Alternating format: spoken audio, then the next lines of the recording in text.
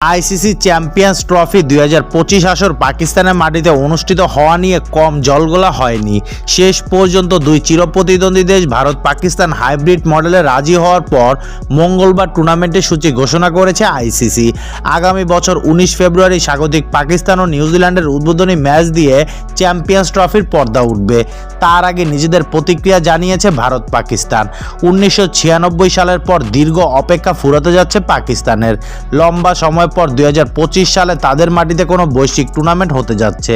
তবে ভারতের জন্য নিরপেক্ষ ভেন্যু হিসেবে দুবাই এবং পাকিস্তানের 3টি ভেন্যু মিলিয়ে অনুষ্ঠিত হবে আসন্ন চ্যাম্পিয়ন্স ট্রফির ম্যাচগুলো। অনেক নাটকীয়তার পর সূচি ঘোষণায় স্বস্তি প্রকাশ করেছে পাকিস্তান ক্রিকেট বোর্ডের সভাপতি মহসিন নাকভি। পিসিবির অফিসিয়াল ওয়েবসাইটে দেয়া এক বার্তায় তিনি বলেন, সমতা ও সম্মানের ভিত্তিতে যে চুক্তি হয়েছে তাতে আমরা আনন্দিত। সহযোগিতা ও সমন্বয়ের মাধ্যমে স্পিরিট প্রদর্শন করাই ক্রিকেটের আসল রূপ। এর আগে এই টুর্নামেন্টটি হাইব্রিড মডেলে আয়োজিত হলে ভারতও যেন পরবর্তী 3 বছর তাদের মাটিতে হতে যাওয়া বৈশ্বিক প্রতিযোগিতা একই মডেলে আয়োজন করে সেই দাবি তোলে Pakistan. Bharat cricket board BCCI তাতে সম্মতি দিয়েছে। পাকিস্তানের 3টি ভেন্যু লাহোর, করাচি ও রাওয়ালপিন্ডিতে হবে চ্যাম্পিয়ন্স ট্রফির ম্যাচগুলো। অন্যদিকে ভারতের সব ম্যাচই হবে দুবাইতে।